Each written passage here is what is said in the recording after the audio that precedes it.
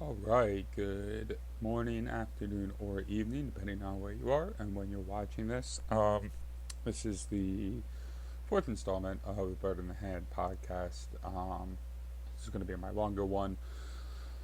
If you like it, I've been getting a couple more viewers on certain things, so if you like it, hit the like, hit the subscribe button. It'd be great to know that I'm reaching some people, and that some people actually want to listen to me. So, without further ado, I'm going to get into things. As I spoke about quickly in my short video that I just put up on YouTube, the big thing this week is Stop Asian Hate.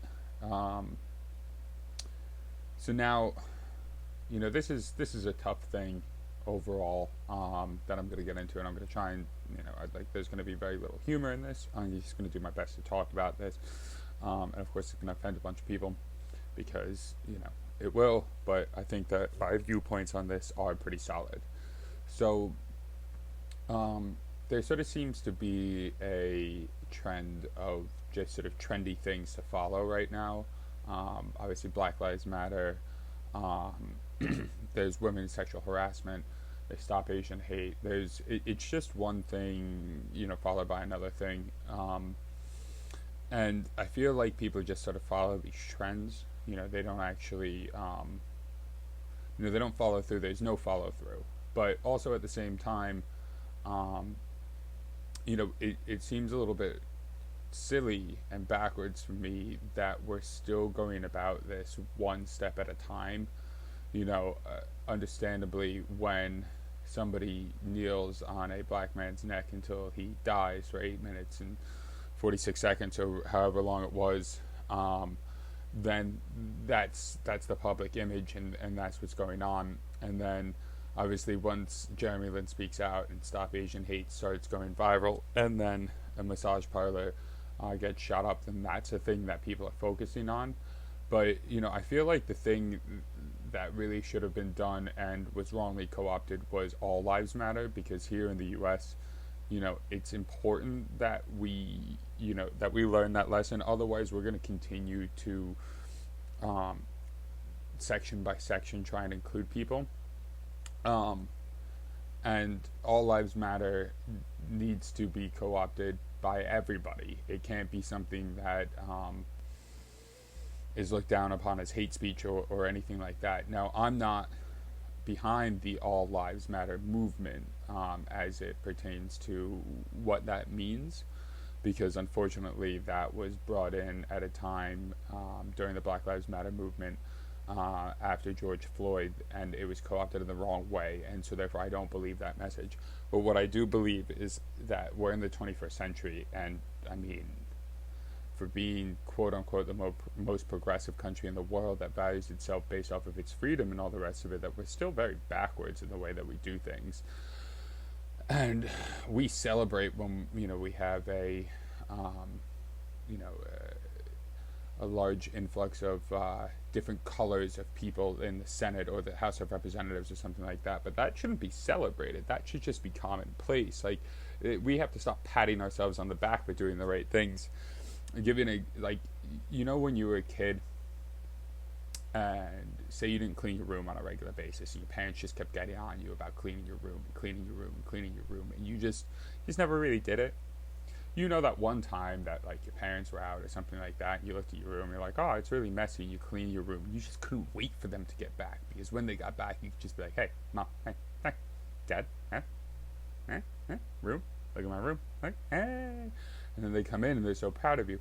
But that's not what it needs to be, right? We need to stop having death, shootings, all of this. We need that to stop being the button that we push for us to have these massive rallies, to have trending topics like Stop Asian Hate or Black Lives or BLM or whatever it is. Like, that needs to not be the key point, because then we're just looking around and going like, you see, we respond well to it with huh? You see the country coming together and we agree on these things, and then there's those people that don't agree and we don't like them, and it's like, no. My guys, that's not the way that this all works.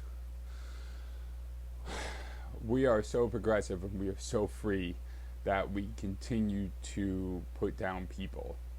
Like, that just doesn't make any sense to me. We can look down on Pakistan and Iraq because they make women wear hijabs. And we can look down on China because the government takes away all of their freedoms and all the rest of it. And yet we can look at ourselves in the mirror every day and we can talk about our freedoms when in reality we live in a society here in the United States that is just as divided as we ever were, minus like actual slave internment.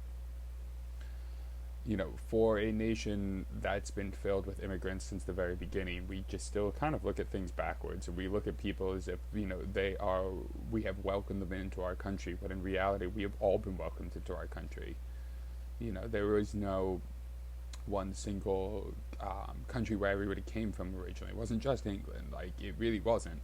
If you look in the South, there's a lot of Spanish and French influence, and that's because, that's what colonize those areas first, and it's not like they could just get on a plane and leave. Like, they didn't. Like, that's why in Louisiana there's the French Quarter, all the rest of it. So and obviously the Dutch were here in New York, and it's not like every single one of them left, and there was a large influence of people that came from the Netherlands because they left England and they fled religious persecution, and first they went to Amsterdam, well, to Holland at the time or whatever, found that they were getting persecuted there, and then came to this country. So, it just doesn't make sense to me how we're still here in 2021, and we have to secularly go about everything.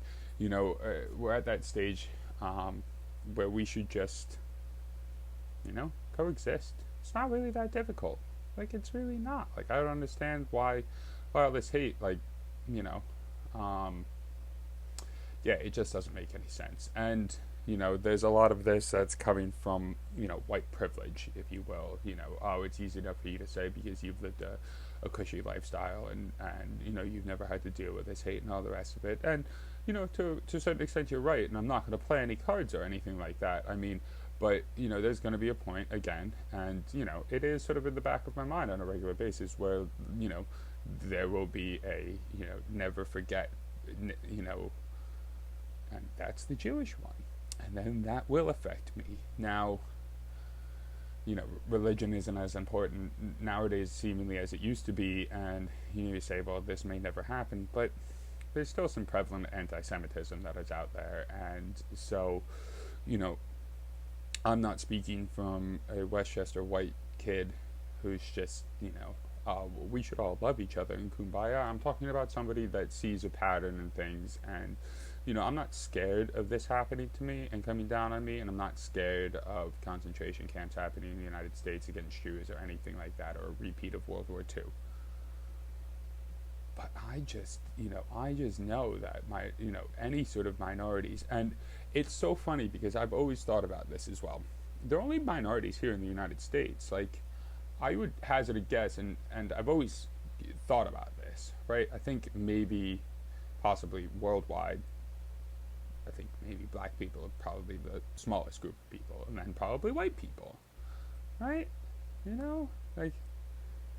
a lot of Asians. There's a lot more Asians than there are white people. There's a lot more Indians than there are white people, I would imagine. There's 1.1 billion of them. I don't know what the size is of, Europe, but the U.S. is only 375 million people. That's a third of India.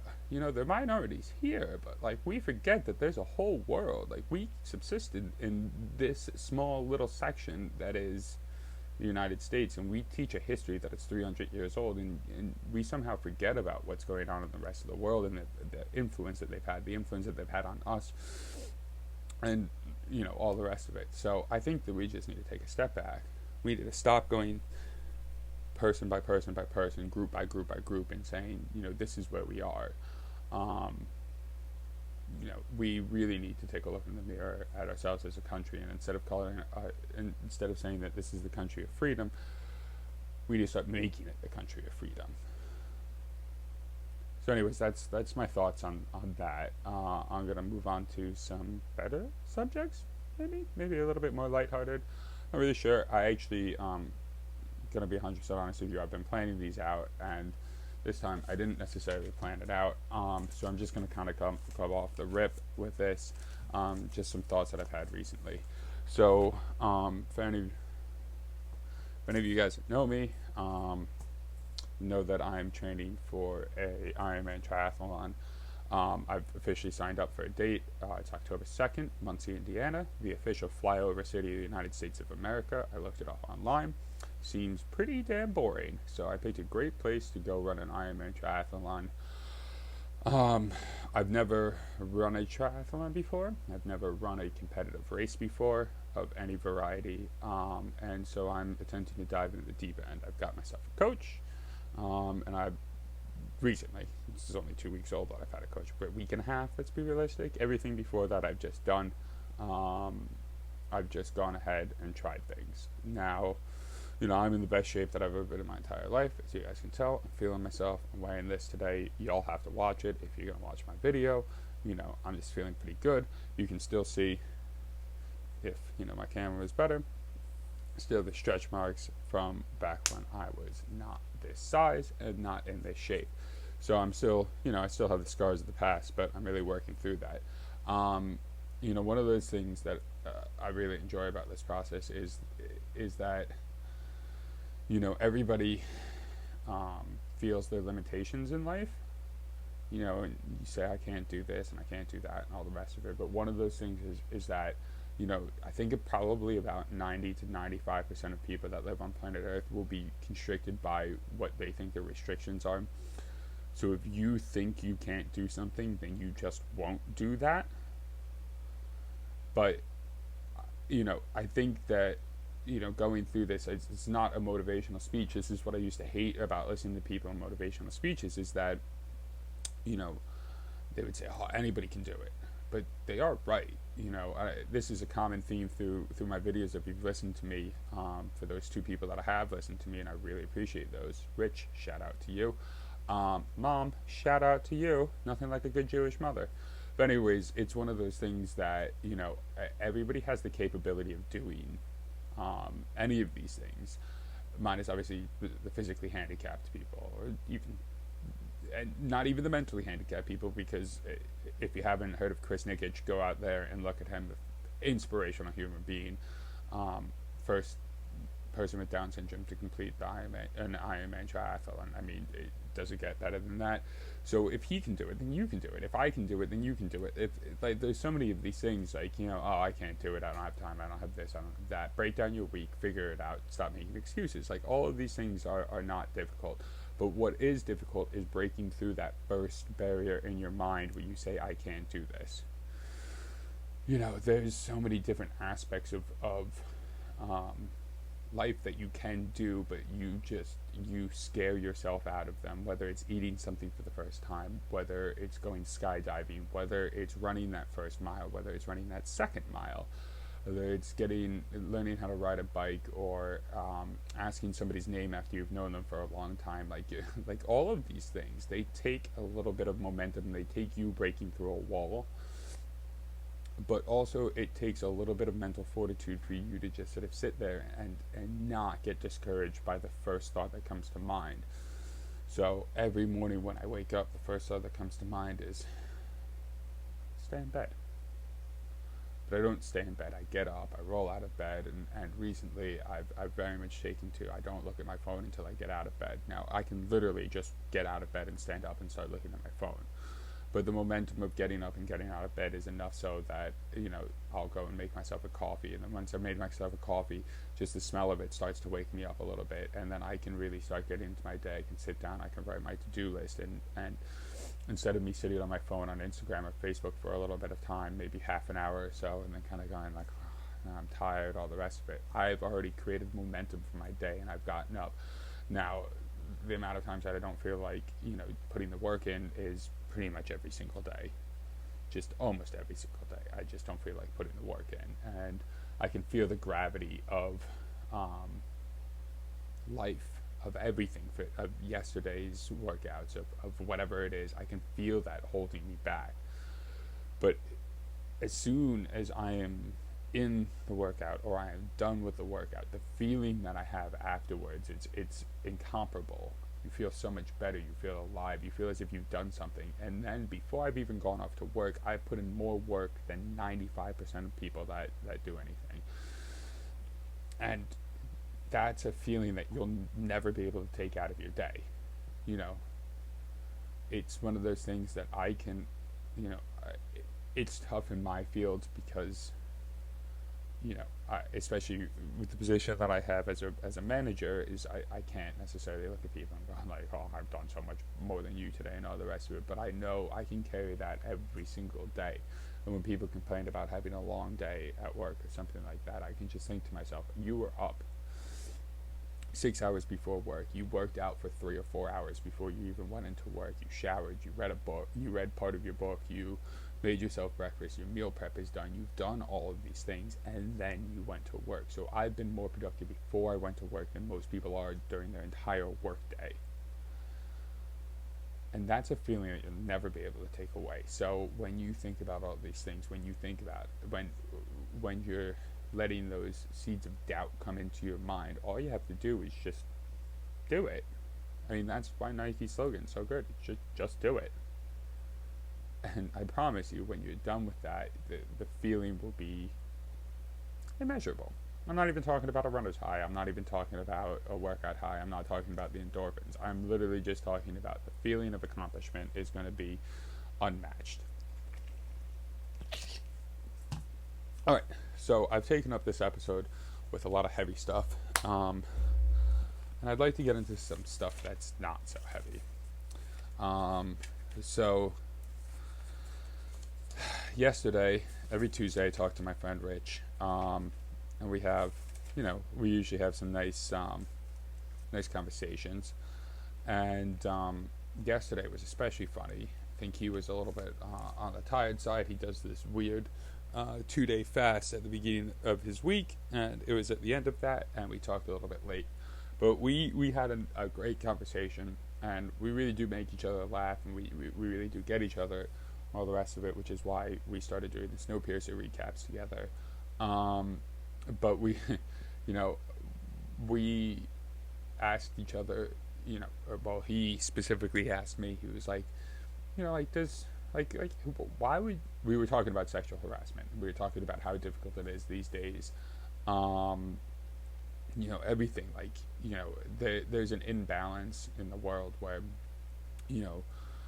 you can say something to a girl and she's just gonna, depending on the mood, she may think that it's sexual harassment, when in reality it might just be a clumsy person hitting on them. How many of you guys aren't particularly good at talking to girls, and you might just go out of your way and say something to a girl, and maybe in the office space, and that might be conflated, I guess is the new way of saying this. When I say new way, I think it's probably the proper way, but we've all been saying the wrong thing but anyways, I digress. That's why it's difficult talking to me. I just go off on tangents. But you may talk to a girl and it may just come off as weird, and you read these statistics all the time, 8 out of 10 girls on the Paris Metro, is what he was saying, get sexually assaulted or sexually harassed or something like that. And it's like, I don't really see that. We don't see it. It's a weird thing, and I understand it comes from the woman's perspective, but also, over time, I think everything gets a little bit muddled up because, women want to protect themselves, and obviously that's a very important thing. But at the same time, guys, we have, the want and desire to talk to women, and sometimes we come off as terrible at talking to women, and sometimes that comes off as harassment, when in reality that's just me being awkward. I mean, I would say probably 90 to 95% of guys are just awkward, and that's just how we are, and it sucks, but deal with it. But also at the same time, I'm not saying that a girl that's wearing a low-cut shirt is looking to get raped, because that's an absolute insane statement to make, that some people make, and those people are fucking insane. But at the same time, if you are wearing a low-cut shirt, if you are wearing yoga pants, because if you're wearing a summer dress, right, don't be upset if I'm looking at you. Take it as a compliment. If you catch me staring at your tits, right, that's probably because you got a nice set on you, right? It's not because I'm a creepy guy. It's because you're showing them off, because you know that is one of your good qualities, that you can show off physically before you ever meet anybody. And before I get into the basis of the whole conversation, going back to a previous conversation I had with Rich, when people say that looks aren't everything, that's a blatant lie. right? So my thoughts on this have always been the same thing. If you're not attracted to somebody, you don't have a conversation and you don't start a relationship.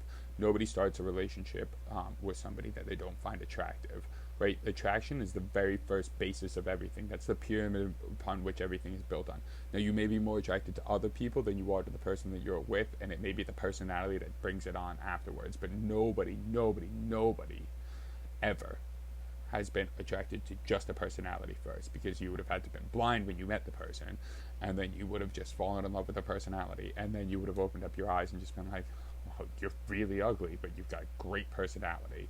I think that is the biggest bold-faced lie that has been taught to us through Hollywood, that's been taught to us through just years and years and years. Like, choose to talk to somebody across the bar because you're attracted to them, not because you're like, man, is their personality showing. But anyways, back to our conversation. We were talking about sexual harassment. Apologies for my tangent again. But, rape is wrong. And we both agree on that, because it is just wrong. But then he goes, but also, like, who would enjoy it? And, like, it's true, because who would enjoy, like, it, for me, like, that's just a weird thing. Like, are you that, I grew up in I grew up during a time when, like, there was a lot of dick jokes being made between guys, right? And we learned, especially through Hollywood, about, like, girls faking orgasms. So, like, I remember, like, going into my first sexual experience and just being like, I really hope I don't suck. Like, I'm pretty sure the girls are gonna gossip about me and all the rest of it. So, like, I gotta make sure that I'm good. Like, like, it was never about me. So, like, the thought of raping somebody where it's just all about me and there's no pleasure from the other, and there's no, like, that's such a foreign and ugly concept. Like, it just seems awful. Like, you just, I mean, there's no wonder that the male virginity numbers are going up, because, like, it's just a scary thought. Like, every aspect of it, especially these days, is just like, am I actually doing the right thing? All the rest of it, like, it is tough. But the thought of raping somebody is just the most ridiculous thing that I've ever heard in my entire life. And also, I wouldn't enjoy it. Like, I get off on the girl getting off. Like, that's like the whole key to everything. Like, there's nothing better than having a girl go, like, you've done a good job, now it's your turn. So I've had girls say that to me before. That is easily the sexiest thing you could ever say. You've done your job, now it's my turn to do my job for you. And then you're just like, all right, I can relax now. I know that what I came here to accomplish is accomplished, and now it's all about me, buddy. When I said buddy, I meant baby. That was a Freudian slip. But yeah, it's just, I wish I could go back and replay that conversation, because it was a lot funnier than this. And now that I'm having the conversation with myself and a screen of myself, where I'm just looking at myself, it comes off as really awkward. But all of that is to say, not all guys are sexually harassing you women, and rape is just a disgusting thing. So anyways, let's talk about these. I said let's make things lighthearted, and then I started talking about rape. I have a very strange, just very, very strange way. Speaking of rape, let's talk about Andrew Cuomo. So, I don't think he's going to leave office. Why would he leave office? I think pretty much everybody in Senate, in the House of Representatives up, has a sexual abuse case against them, harassment case up against them. But here's my thought about this. Like, each, country, each state, each whatever wants their representative to really represent them, right? So here in New York, we're looking for a tough as balls type of, New Yorker, right? And what's more New Yorker than, like, an Italian guy, right? You got the Italian. You got your quintessential Italian guy. He's got the nice hair. He works out. He knows what he's doing. He's a typical Italian, right? Like a really typical Italian. He's a little bit touchy. He's a little bit pushy. He's going to say, hey, toots, how you doing? You know, you're looking good today. I like what you've done with them tits. You know, you've done a real good job with them.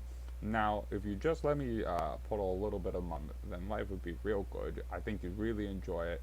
And I seriously, I think it'd just be paying you a compliment. You know what I mean? And like we, I think anybody that's ever lived in New York has met an Italian guy that's a little bit over the top like that. They're a little pushy. They're a little flirty. They're a little touchy, but somehow like it's a little bit sincere and ingratiating, and so people enjoy that. But like he was elected, and he represents New York in a very New York sort of way. I mean, it may be like an old school type of New York type of way, but like it is still, you know, a New York type of thing, you know. And I think you get what you ask for. Now, I'm not condoning sexual harassment or anything like that. Wow, have I really gone on a sexual harassment thing today? I gotta plan this out better in the future, so that way I don't make these really tough like this. I gotta make sure that we laugh a little bit, and we don't just get off on these horrible tangents. So I've talked for 26 minutes today, and pretty much all of it has been dark and depressing. And I promise you in the future that won't happen. But for today, we're stuck where we are. So I'm just going to finish this out. So we have Andrew Cuomo. He likes to touch a little bit. He likes to make other meatballs. He likes to do the things with the ladies. Hey, oh, who doesn't like doing the things with the ladies here in New York? But you know, it's the 21st century. You can't do that anymore. But also at the same time, isn't it weird? Like, does anybody not find it a little bit strange that he's the first person that like wasn't on top when the sexual abuse? I see what I've done there. He wasn't at his peak. Let's just put it that way. He wasn't at his peak when the sexual abuse allegations came out. It's the only reason why I actually believe them more so than I do in some other cases. And I'm not saying not to believe them. Believe women, right? The Bill Burr thing, you can't believe all women because, you know, blah, blah, blah. But, you know, you have to believe women when they come forward with these things. But I believe this a little bit more than I do every other case because, like, otherwise they would have, you know, gone after him at the beginning of his time, at the beginning of quarantine when, you know, it was looking like he was the next presidential candidate. But maybe at the same time, these women were sitting there. It's like, well, he's doing good things to New York, and now that it comes out that he killed a bunch of old people, they're just like, well, let's all, you know, let's get him out or whatever it is. I'm not really sure what it is, but I believe them because they haven't taken him down at his peak. They're just trying to take him down. Actually, I believe most of these cases because I think for the most part, guys become power hungry. But also at the same time, sometimes that gets misconstrued because sometimes guys, you know, because we're taught, you know, money and success equals a lot of different things. So sometimes we're not throwing our power around as a power dynamic, but we are throwing it around as a power dynamic because that's literally what we're told. Right? Either you're exceptionally good looking, you have a ridiculous charm, or you got money and success. That's the three ways to attract a woman. It's literally the three ways to attract a woman. And over the course of time, success has been the one constant. It's better than being good looking, and it's better than having a great personality.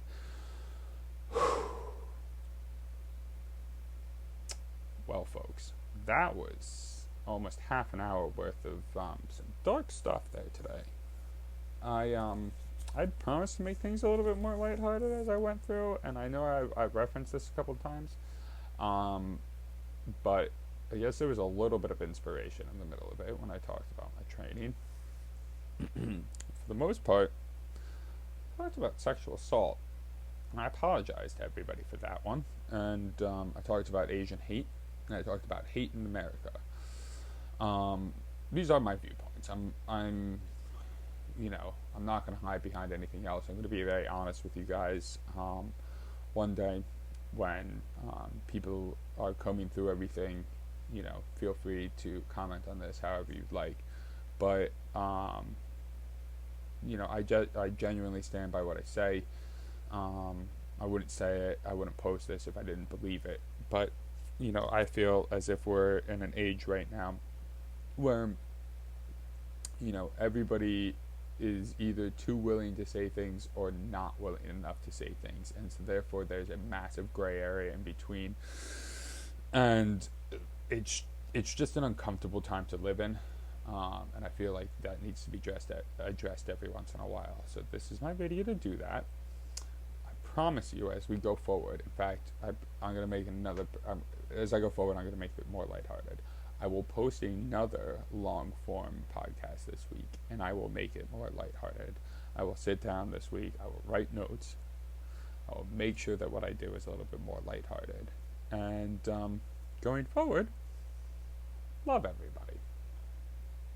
That's all. Also, I'm really feeling myself today.